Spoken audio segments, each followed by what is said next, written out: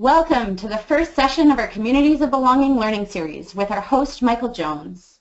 In this series of generative conversations, Michael and his conversation partners will offer a richly textured and multidisciplinary examination of place. Throughout these conversations, we will be reminded that too often the places we create remain placeless because they do not include our stories. Today's session is entitled Regenerativity, Placemaking, and Renewal, and Michael has invited special guests Erin Dixon, Catherine Twin, and Bill Phipps to join him. I'd like to welcome the host of the Communities of Belonging series, Michael Jones, to the session today. We are so fortunate to have Michael as one of our thought leaders at Tamarack. Michael is a leadership educator, widely recognized pianist and composer, and conversation catalyst who has been convening forums on the soul of placemaking, beginning with the support of the Banff Center in 2010. Michael is also the author of The Place of Soul, Reimagining Leadership Through Nature, Art, and Community, which explores how our relationship with place deepens our connection with the core energetic patterns that form the undercurrents of life. I would also like to welcome our special guests for today's session, Erin Dixon, Catherine Twin, and Bill Phipps. Erin is a Native Awareness Trainer, Community Initiatives for the Ontario Provincial Police. Erin shares her Métis Otipemisiwak heritage and her passion for empowerment and transformation, from personal to systems-based. For the past 5 years, she has worked with a team that facilitates dialogue-based 5-day awareness training, grounded in the circle, Indigenous culture, and experiential learning, revisiting Canadian history, residential schools, through to wise practices and reconciliation. Erin is currently deepening her formal education, completing an MA in Global Leadership at Royal Roads University, with a postgraduate studies in eco-psychology. Catherine Twin is the former Assistant Deputy Minister, Aboriginal Engagement and Strategy Division, in Alberta Human Services, where she led a large-scale collective impact engagement initiative to reduce the number of Aboriginal children in care. She is committed to cultivating leadership in youth and helping communities to rediscover their capacity to care for one another. And the very Reverend Dr. Bill Phipps is an outspoken activist in Calgary and throughout Canada. Bill has worked as a poverty lawyer, adult educator, and is a minister in the United Church of Canada. He served as moderator, spiritual leadership of the church from 1997 to 2000, and he has received honors in the form of awards, medals, and honorary doctorates for his leadership. Bill is the co-founder of Faith and the Common Good, a national interfaith network of people taking action on climate change. So with no further ado, I'd love to pass it over to Michael to open the session today. Thank you, Christy, and welcome everyone, and in particular, a special welcome to Bill and to Erin and to Catherine for joining me this morning for this webinar. This is our second in a series of 4 webinars with Tamarack. They'll be happening through the rest of June. Our first one last Friday was on homecoming, in which we explored the question, where is home? And how do we find our way there? How do we find our way there? And the theme this time is around regenerativity and placemaking and reconciliation. And what's the relationship between those 3? And I thought by way of beginning I would share a short story that's inspired me, that is a story of our particular place here near really where I live, really Ontario. And we have a Chippewa First Nations community just across the lake from us, across on Lake Couchiching. And the story with Chippewa First Nations is that they live in an in-between place. And to the south is the limestone plain, and to the north is the Precambrian shield. And so to the south are the warm pickerel lakes with mosquitoes and strawberries, and to the north are the cold trout lakes with blueberries and black flies.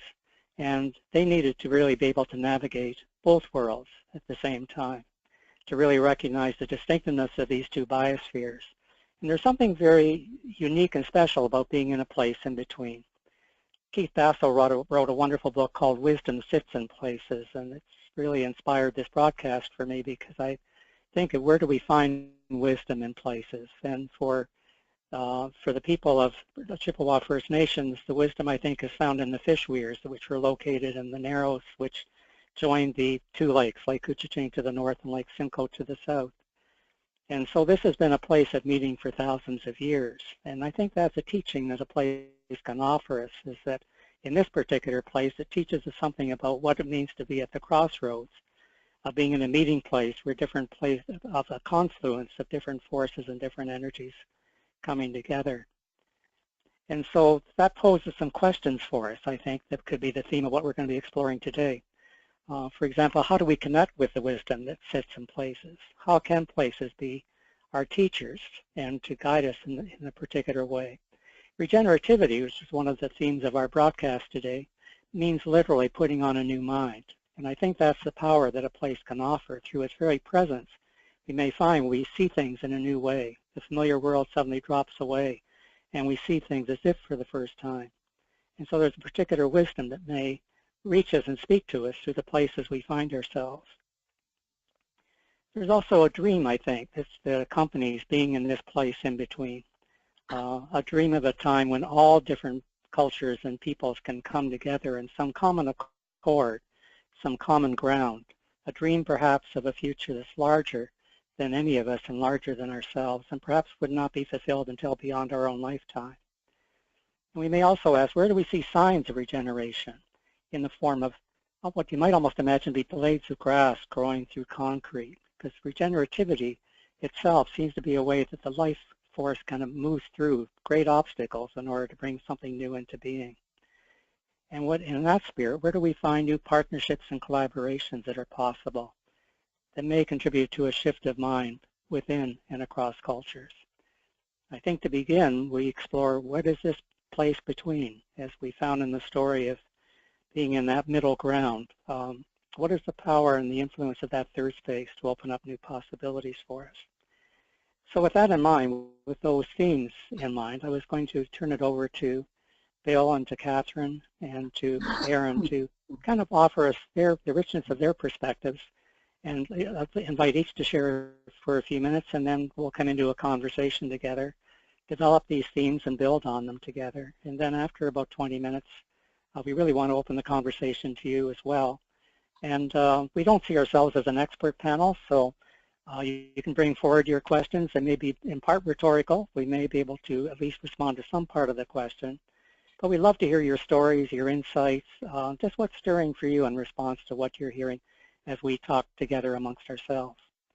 So Bill, Catherine, or Erin, would any one of you like to start us off, and what's kind of stirring for you in response to the themes for today's broadcast?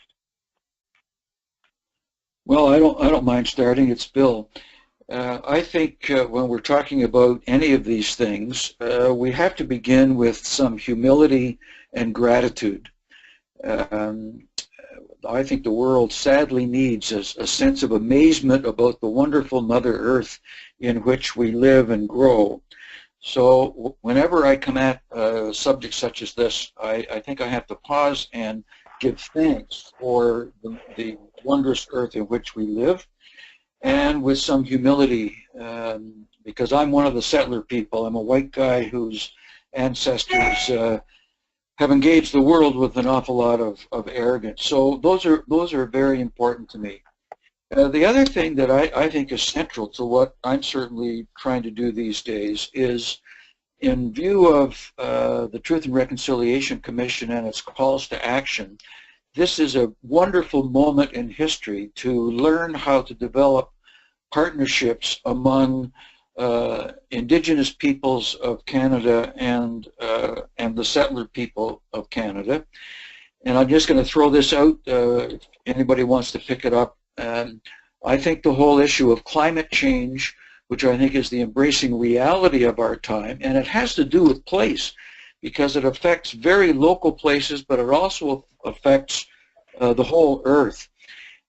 And what better opportunity than to develop partnerships of appreciation for the earth with First Nations peoples who have a whole thousands of years of history of caring for the earth and working together on the embracing reality of climate change and all that it means.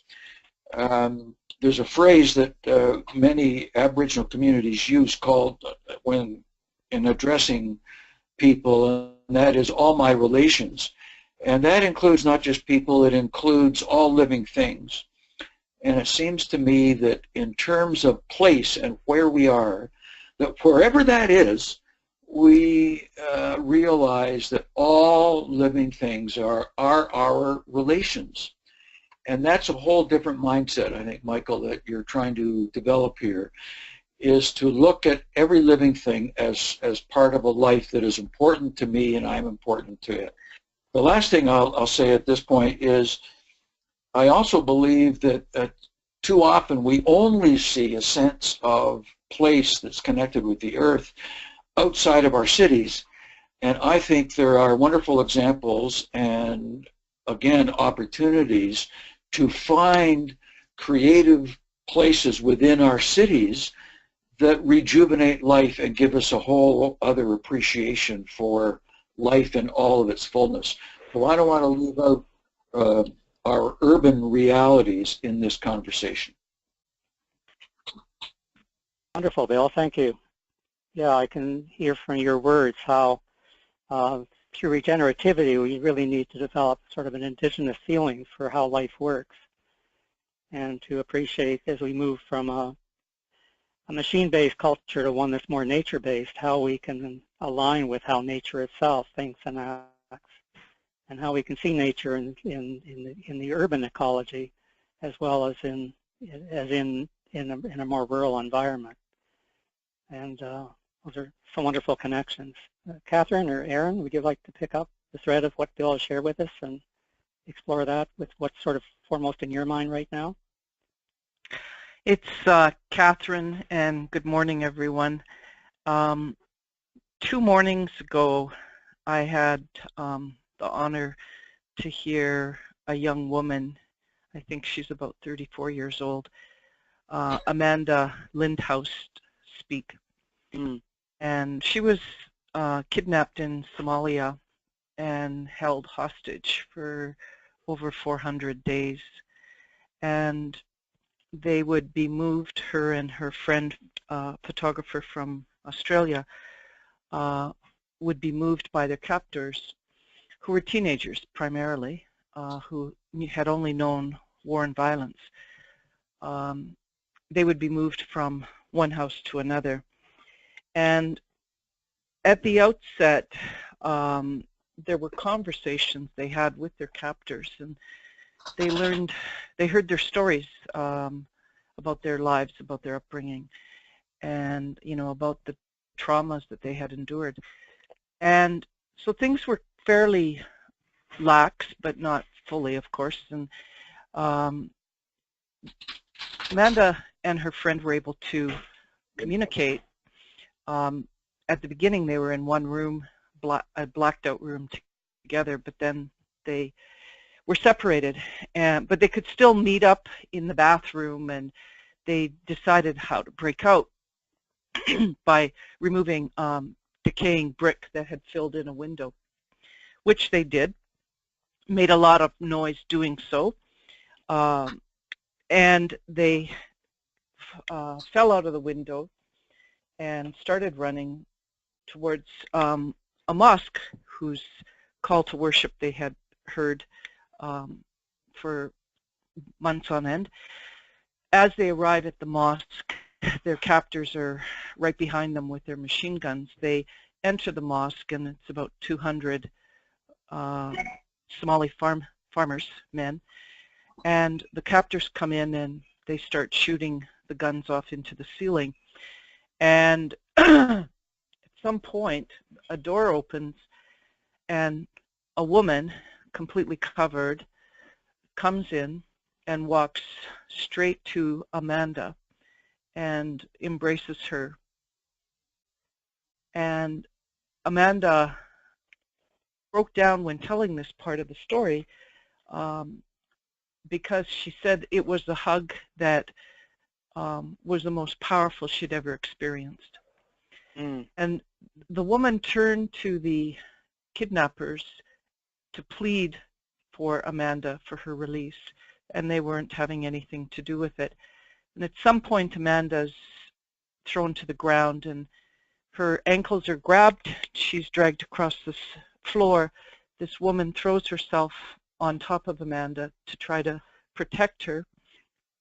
In doing so, her head scarf falls off, and as Amanda is being dragged into the back of a vehicle, she sees the woman's face, and it's a woman who's the age of her mother, and this woman is sobbing, and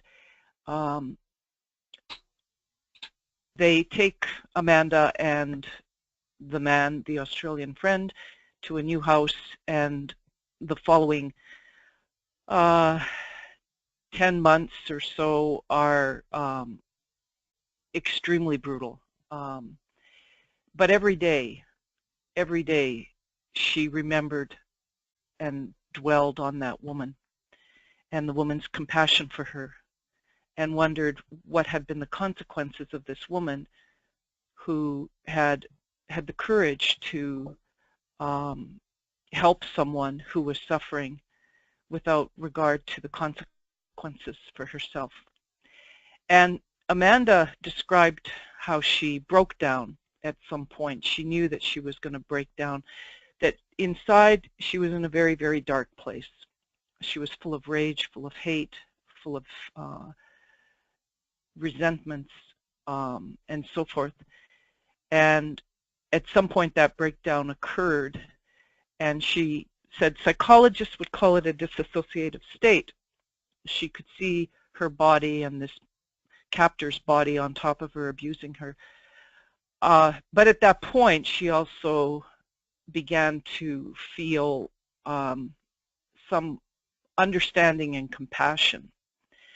And it was inside herself, this putting on of a whole new mind, where she began to consciously work towards forgiveness, understanding, compassion. And it was that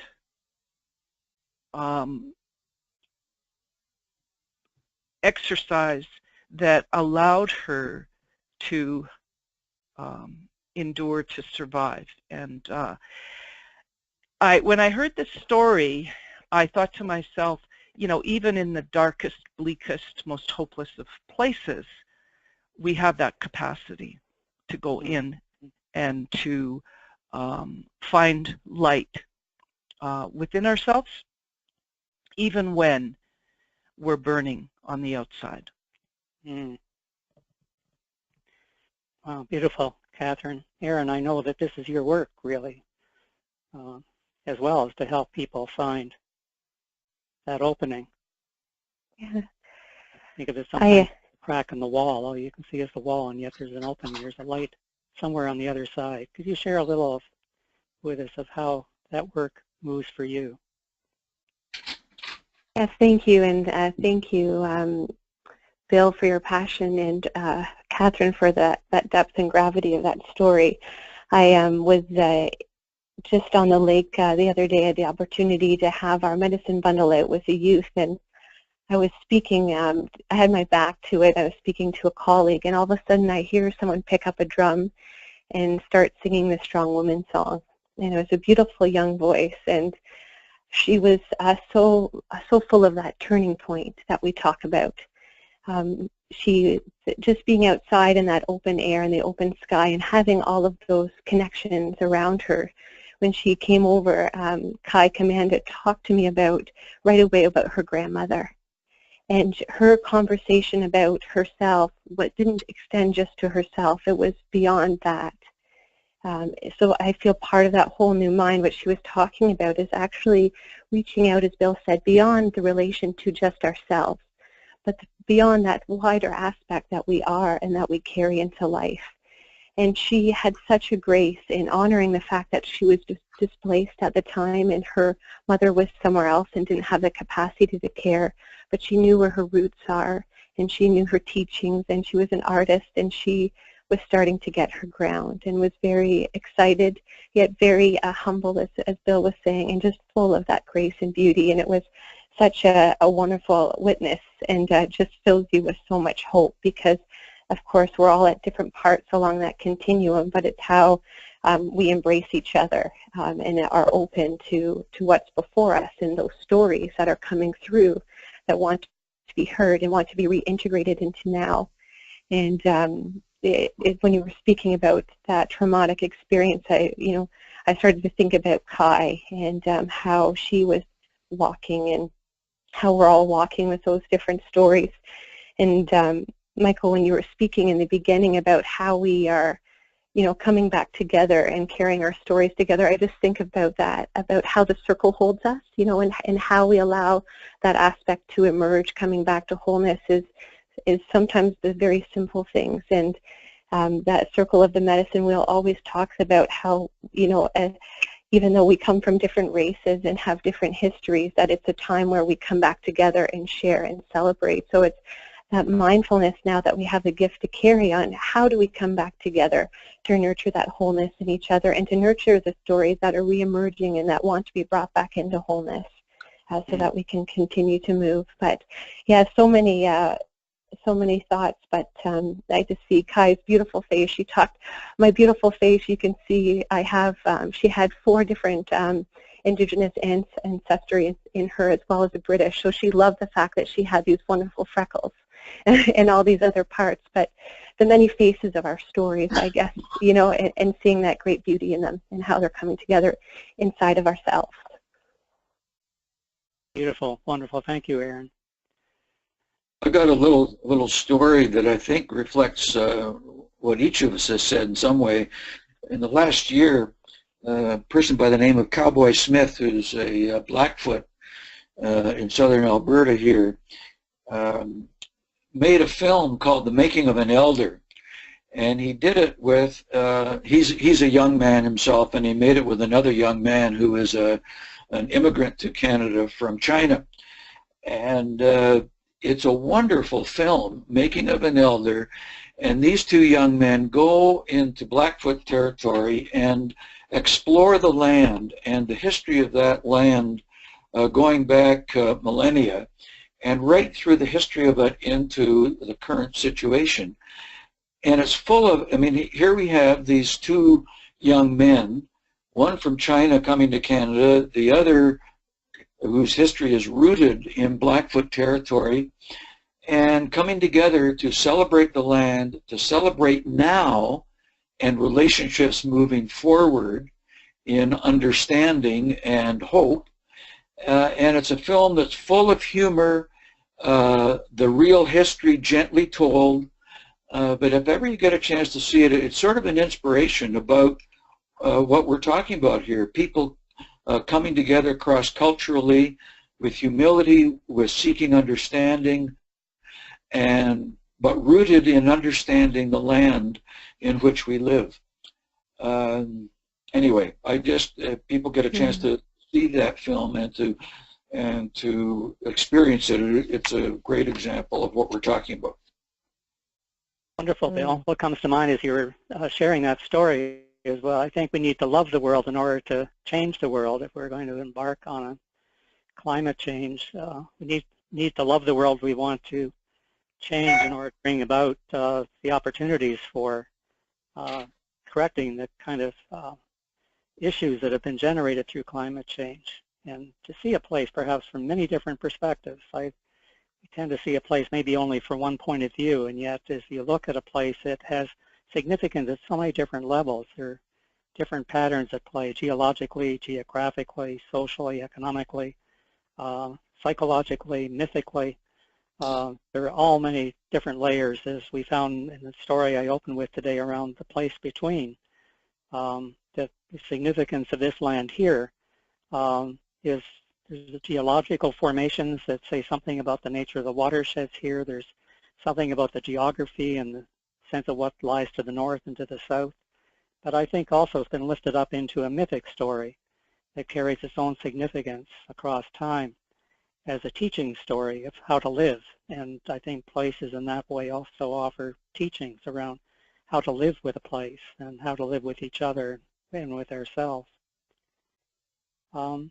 Invite any other reflections just for a few moments, and then we're going to open it up to our listeners to come in with your reflections, questions, stories to further enlarge on some of the themes that we're just kind of teasing out here. It's an opportunity to kind of seed the ground with some thoughts and perspectives, and then opening up to a larger conversation. Catherine, Erin, anything else that's stirring you you'd like to share first? Well, if this is Catherine, you know, what you just said, you know, we have to love the world to change the world. And I think love is so rooted in our emotions, our feelings.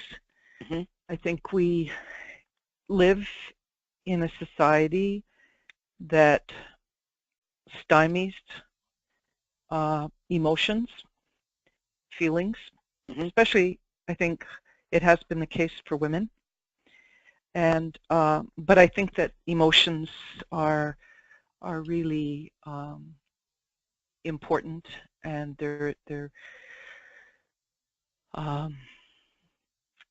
we need to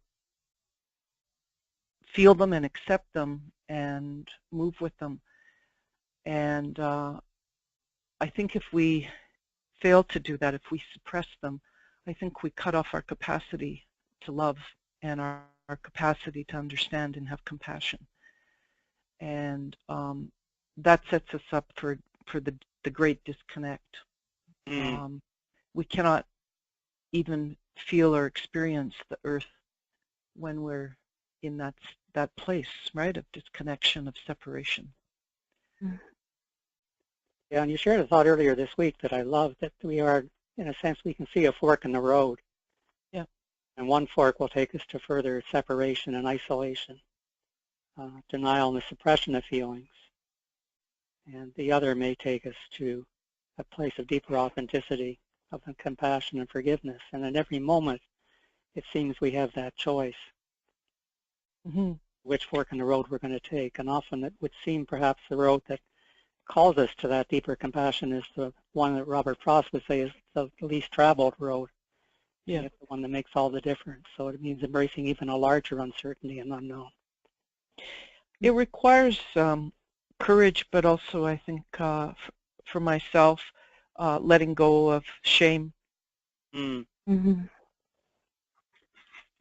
Erin, I invite you to share a thought, and I think we will open our... Perfect. Yeah, thank you. I was just, one of the first exercises when we're working with youth and when we work with adults as well as the homework is to look in front of the mirror and say, I love you. And it's such a basic concept, but a lot of when you're thinking about it, a lot of the way of being that we've done has been through knowing. You know, I know this, we reference through the mind instead of through an integrated aspect of our being. So we silo off, this is my, you know, this is spirituality, or this is mind, this is emotion. But how do we arise in a new sense of mind when our full aspect, our full being is present? You know, and how does that become our mind as opposed to just the knowing mind, or you talked about the mechanistic mind. So I feel like we're at a wonderful time of reintegrating, and the beauty of going deep into that trauma. As I love the quote that you sent over, Catherine, is to burn, is to be able, you know, is to allow the light to come through, is to be able to go into that. And I feel that by deeply going into that aspect of ourselves, just like the homecoming of ourselves, we can go into the deep place of the earth and where we are so that we can really, truly be in a place of being. And from there, I'm always very interested in the essence of regenerativity. How can we create spaces and aspects that move away from just nurturing the mind and how the mind can evolve thought into how we can evolve as beings when we come together. And that's I find it wonderful how ceremony and some of the traditional aspects get into a greater aspect of visioning the whole person. Envision the tree with the branches and the trunk and the roots. And I hear you speak, Erin, what I see as roots. We spend a lot of time in the branches, often reacting to circumstances in a tactical way. Sometimes we drop down into the trunk, and in our communities we spend a lot of time talking about strategies and processes and outcomes. But there's something deeper than that I think we don't touch into as much because it's invisible to us, and under the root systems that give the tree the stability and the resilience it needs. And the are the practices and what are the conversations we need to be having that are really the conversations that matter because they're at the root of things. And Michael, I know that sometimes you refer to stories, ritual, and ceremonies, and a fellow by the name of Ted Chamberlain, wrote a book called "If This Is Your Land, Where Are Your Stories?" And I was with him in a wonderful event in British Columbia a week or two ago called Convergence. And it really brought home to me, if we really want to have a sense of place, wherever that is, what are the stories of that place? That was one of the powerful things about the film Elder in the Making, is that these two young men, one of that land and another not, were learning, we're learning the stories of that place that went back further and further and deeper into the importance of that land for, multiple generations. So it's kind of a neat concept that this is your land. Where are your stories and your rituals and your ceremonies that give gratitude to that place in humility?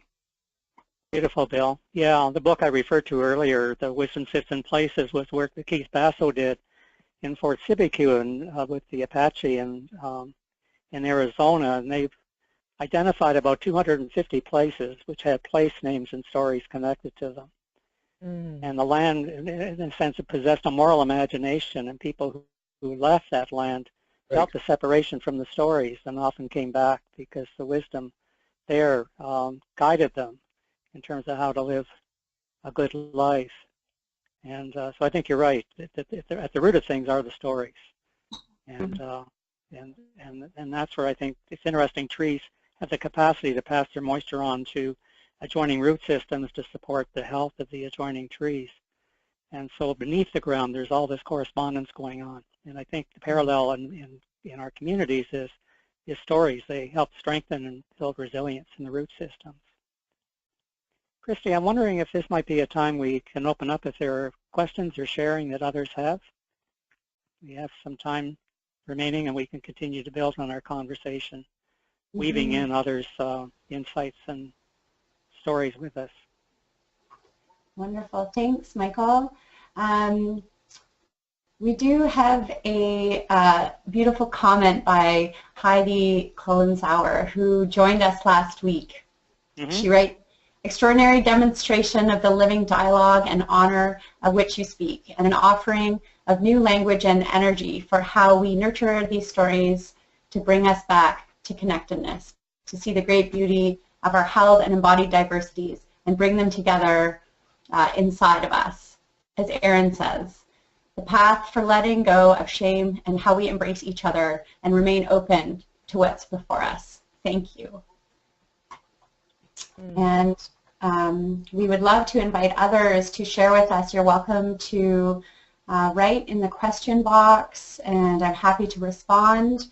We also invite you to put your hand up, and I can certainly unmute you.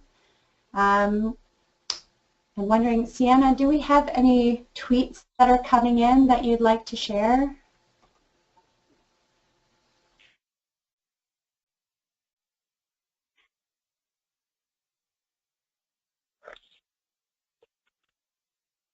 Maybe we can talk a little bit more with our friends here, Michael. Okay, we'll continue then. Michael, it's Catherine. I just wanted to share something with you and Erin and Bill and the other folk who are with us. John Muir is one of my heroes. And June the 9th, 1872, he wrote a letter to a woman, and he said, "We all flow from one fountain soul. All are expressions of one love. God does not appear and flow out only from narrow chinks and round, bored wells here and there in favored races and places.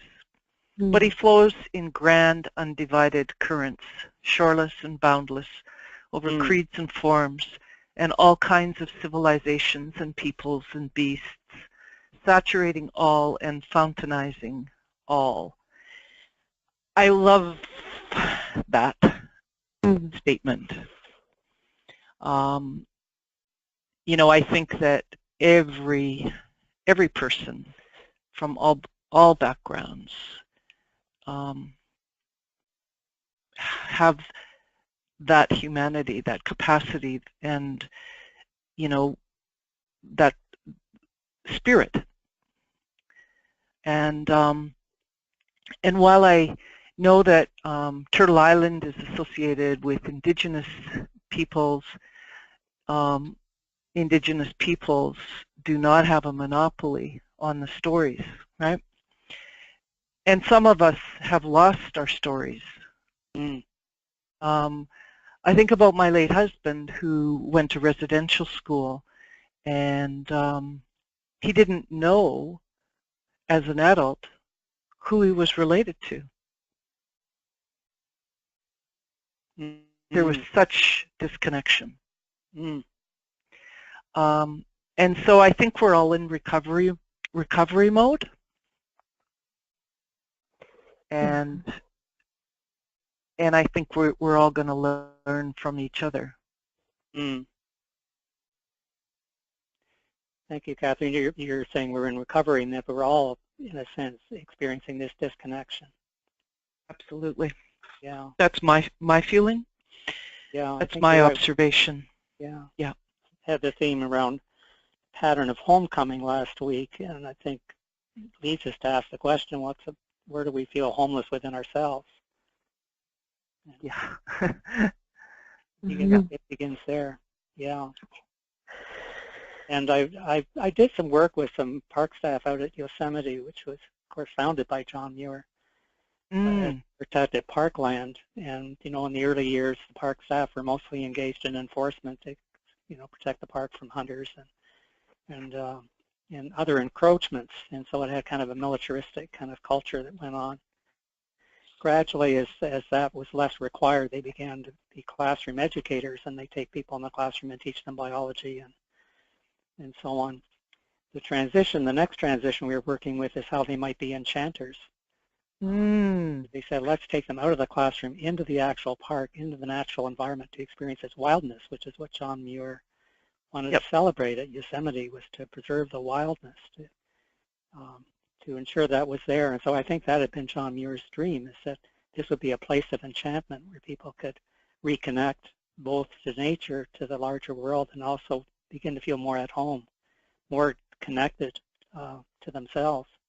I notice that there's a question from Patrick Firth about urban places, and I think it's a good follow-up to what you just said, Michael.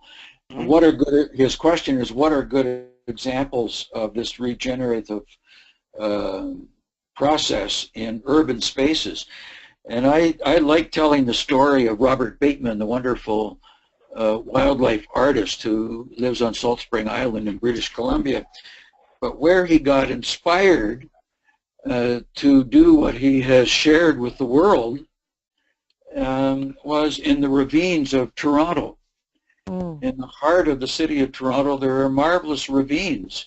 And as an 8-year-old kid, he'd take his little sketchbook and a pencil and just get lost in the ravines, and that's where he started to sketch birds and other forms of wildlife. So, I mean, just that's one example of urban spaces that are that put us directly in touch with the natural world and their stories. I live in Calgary, and one of the joys of this city is the Bow River, which runs right through the city and has many manifestations as it goes from the prairies or from the mountains through the city, right through the heart of the commercial downtown, and then out into Fish Creek Park and so on.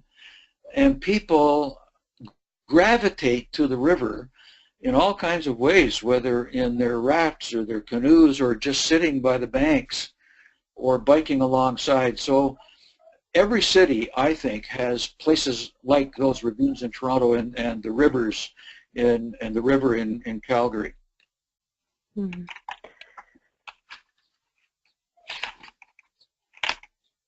I've just brought back to a walk I had once after coming out of a meeting in Oxford when I was working in the United Kingdom, and I was walking along there and I saw this beautiful woman. I didn't have the chance to ask where she was from, but I could tell by her accent she was Eastern European.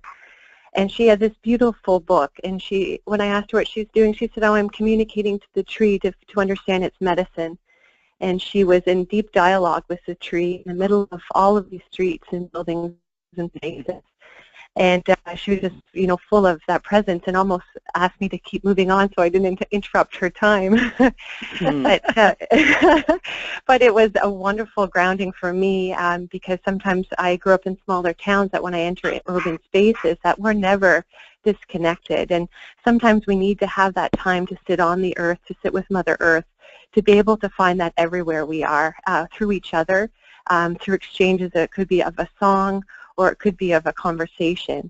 But I feel no matter where we are, urban or not, we are always deeply connected. And I feel that whole new mind is coming into that realization and finding opportunities that give you that aligned feeling that that is a nurturing aspect, or those are creating a feeling or an essence of regenerativity inside of ourselves, so that we expand out from that place and the things that we engage with. Mm-hmm. And I think concert halls and theaters, meeting rooms, recovery meeting rooms, these are all places, where we're able to put on a whole new mind. Mm-hmm. Even like in movie theaters, I find that it can really change how I think and how I see things. Mm-hmm. It's limitless, really. Mm-hmm. Yeah, I think as a pianist, the times when I've been most enchanted at the piano, I would say, are when I feel that the music is really playing itself. There's no pianist and no piano. There's just this marvelous sense of organic flow, and my fingers just seem to find their own way. And I think of how much time we spend engineering places in ways to meet some kind of preconceived idea about how that place should be. And we miss perhaps the opportunities for places to organically evolve out of their own sense of becoming more themselves, which I think is a regenerative force at play. And particularly finding those opportunities in urban environments, as you were saying, Catherine, meeting places, what we might call the commons, gathering places. The gift is that they're not already sort of engineered for one particular thing and not for anything else, but they're open spaces that can be whatever the space needs to be for whatever wants to occur there. And we find those in natural environments sometimes, and it's wonderful when we can find them in the built environment as well. And we create living spaces, buildings that tell stories. And often, sort of an urban acupuncture, you might say, where we tap into these places of where energies kind of gathered together in marvelous ways for things to happen. The open stage for the musician is the vein of gold, where often these marvelous compositions can be created that don't come from any one particular person, but generate out of the organic gathering together of the collective energies of the whole. There's there's someone who has something to share. Hi, it's Sienna. I'm from the Tamarack team. I was actually thinking about this stuff in last week's conversation, but with this topic of finding nature within our urban spaces. So I live in London, Ontario, which is considered the forest city, and right down the street from my house is one of the biggest natural spaces in London, the Westminster Ponds. And so I'm really lucky that I get that opportunity where I can go into the woods, and when you get right into the center, right near the pond, it gets really quiet and you can't hear the cars and you can't see buildings, and a lot of times, there isn't other people around, so it's a really nice space to go and really feel grounded and remember the existence of that natural space. But I think even too, just walking around my neighborhood, sometimes you get used to everything that you see, all the things you see every day. And yesterday, as I was going on a walk with my dog, I was noticing all of the trees and how full and green they are, and every single house has a tree, at least one tree. And so I think it's important as we're going about our days to kind of look at the spaces around us with new eyes and find those ways to connect with the natural world. But I think, too, on the other side, and Michael, you mentioned it too, finding stories in buildings. I thought of this last week. If you ever find yourself in New York and have an opportunity to take a tour in the city, I took one of those free walking tours, and the tour guide was incredible and had all these amazing stories about the buildings. And I had never thought that buildings could be so filled with stories, and they were funny stories about the architects competing to have the tallest buildings and all these little gimmicks they had. And so if you think about the point on the Chrysler building, how that was hidden for so long, and then all of a sudden they popped it up, and all of a sudden it was the tallest one. And so all of a sudden these are no longer just buildings. When I see them or when I think about them, I'm thinking about these teams, these teams of architects, and this fun competition that they had, and this strive to make the tallest building, and it brings so much more excitement to the buildings. And so, I think Patrick had, he brought up a great point that, you can find this way to reconnect to space, both in nature, but also in what's man-made. There are definitely lots of stories behind that. So that's what I've been thinking about the last week or so. Glad that you stirred that up for you. That's beautiful, Sienna. Thank you.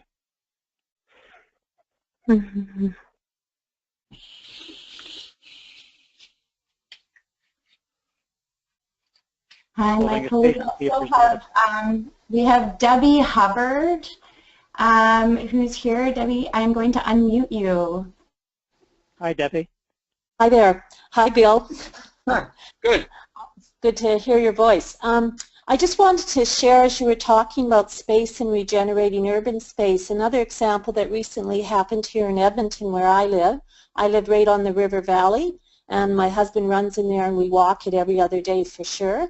But recently, Dwayne Donald, who's a professor at the U of A and a descendant of the Papas Chase Cree, took about 35 of us on a walk through the river valley and told us stories, and I want to say stories. It wasn't the history and the facts. It was the stories he told, and that actually through the lens of First Nations and Métis peoples. And it's actually transformed the river valley for my husband and I, because we can imagine the buffalo and the Métis that lived in the Garneau area that we had no idea was Métis settlement and stuff. So I just wanted to say that, like Bill, I really believe in what the last speaker just said, that we transform our space by looking at it through a new set of eyes, but we have to sometimes have elders and helpers to help us do that. So thanks.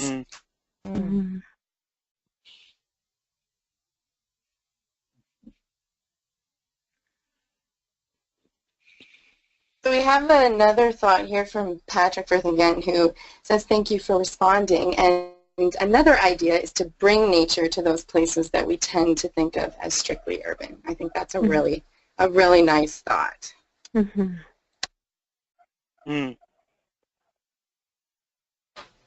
Yeah, I think being able to see our urban environment and tap into those places that will feel particularly alive. Christopher Alexander, who was a poet, or an architect rather, and designer, wrote a beautiful classic called The Timeless Way of Being, I think, or The Timeless Way, which was about the living spaces in the built environment. Where do we find them, and how do we create places that are alive? And he created a pattern language based on traveling the world, finding alive spaces in different different cities, and beginning to put together an outline of what makes these places alive. What are the patterns that bring places alive?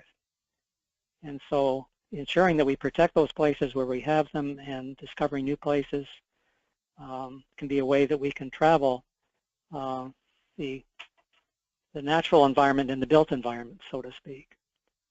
And that's the way I think that we can bring the aliveness of nature into our cities. I'd like to pick up what Michael just said and what Debbie said earlier on about her walking in the river valley with the elder telling stories. I'm very encouraged recently these days with almost every public meeting I go to. It begins with honoring the land on which we are.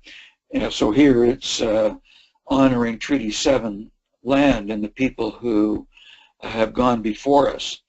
And part of that honoring, I think, as we try to bring together reconciliation among indigenous peoples and the rest of us, is this very thing about partnering with the First Peoples to learn the stories of where we actually live. If we're talking about the urban situation, most of the cities in Canada were important meeting places for First Nations. It's where people gathered to trade. It's where people gathered to hunt. And it's where people gathered for ceremonies. And I think there's a marvelous opportunity to do exactly what Debbie was talking about, is discover who were the people, First Nations people, where you live, and partner with them in learning the stories. And then that gives us a whole deeper understanding of the land and its history and its stories. Beautiful, Bill. Thank you. I think we just have a few minutes left, so I'd invite Catherine to offer a closing reflection, and Erin as well. Well, you know, I was just thinking about the urban comment, you know, bringing nature into the urban setting. And what came up for me was a forest that's being planted in central Milan in Italy. And it's not a typical wooded landscape, but the architects in Milan have created a vertical forest residential towers, and you know, they aim to bring nature back to the concrete jungle. And it's quite extraordinary, the photos of these towers, because you really don't see much of the concrete. What you see are all these trees way up high in the sky. Wow. Beautiful. Thank you, Catherine. Erin? Yes, thank you. I appreciate all of the thoughts. I'm brought to a conversation or a consideration that I was thinking about a lot. When we were at Schumacher College earlier in May. I was thinking, we were talking about the nature of putting on a whole new mind, but how we can support the mind to go into imaging, and how that takes the mind in a way of being into a different place. And I was really appreciating, no matter if we're looking at the storylines of the building, ourselves, or in nature, how it helps, you know, as we talked about going into the riverbed and how it came alive in a new way, how it helps the mind to go into imaging and access deeper parts of our knowing very naturally and gently, and it helps us create and cross over that bridge and regenerate our whole our experience. So I was really appreciating the nature of the relationship to stories and regenerativity, and how that accesses and creates new neural pathways for us to experience life in different ways and regenerate whatever space we're in. And lastly, I just wanted to share a nonverbal story for when I was up north working in Pikangikum First Nation. Let me just check, Erin, I just want to see if we have time. Christy, what is our time now? Please go ahead, Erin. Okay. Great. Okay. Thanks, Erin. Yes, I'll close just very quickly here. I just wanted to share that as the youth were picking up the drum, it was opening up the storylines of that place. There had been so much trauma and suicide that the drum alone and the song of the drum connected with the deeper storylines there it's creating a whole new community. So those blades of grass pushing through an older story. And it definitely has that essence of hope that I've been able to witness. Beautiful. Thank you. I know we're coming to a close, and I just really deeply appreciate having had this opportunity to come together in this way. It's always magical how, being in all different parts of the country, we all land at the same place. at the same time to be a part of this conversation. That itself is truly magical. As I was thinking of this part of our series, I was really thinking about regenerativity and placemaking and reconciliation in the spirit of really sensing we're part of something that's much older, richer, and deeper than we can imagine, and which can have an impact much further into the future than we can see. There is a sense of something that came from an elder who said, excel, but do not excel the world, that there is something much larger at work, and in some ways we work in the stewardship and in service of that larger regenerative force which is unfolding around us. So to be regenerative is to engage our prophetic voice, to act and be acted upon, to speak and to be spoken. And so in this spirit we see a dream emerge, a dream that is greater than ourselves, and a dream that can be passed on for future generations to complete. So thank you all. It's been a wonderful gift to be with you today, and thanks so much for joining me. Christy, I'll turn it back to you now. Thank you, Michael. What a beautiful way to close this conversation. Thank you so much, Michael, Erin, Catherine, and Bill, for sharing with us today. And many thanks to all of you for joining us. Your comments and questions always make these dynamic and thought-provoking. We also would like to thank our supporters, Human Resources and Social Development Canada, Maitrey Foundation, J.W. McConnell Family Foundation, and the Province of Ontario for making these calls possible. As promised, in a few days, we will email you the links to the audio and other material related to today's call. We also welcome your feedback on these calls, so please do email us to let us know how we're doing. We'll also be posting the call today on our website, www.deepeningcommunity.ca. This website also includes other relevant resources and fresh content from our thought leaders, including Michael, as well as our learning community. We also encourage you to go online and register for our next session, Belonging, Enlivenment, and Wellbeing, Transforming Our Communities Through Stories of Place, on Friday, June 17th from 12 to 1 p.m. On this call, Michael will be joined by Daphne Mainprize, author and curator emeritus of the Stephen Leacock Museum, a National Historic Site, as well as Kim Feddersen, principal of Lakehead University in Orillia, and mayor of Orillia, Steve Clark. We're also very excited to continue exploring the theme of belonging alongside Erin and Catherine in Edmonton next week at our Deepening Community National Gathering. Please do follow us on Twitter. I know some of you who have joined us online are also be joining us in person, and we're so delighted to see you. Finally, we have some other exciting events coming up, and we encourage you to visit our website at www.tamarackcommunity.ca to learn more and sign up for our monthly e-magazine, Engage. Thanks so much again, everyone, and have a wonderful day.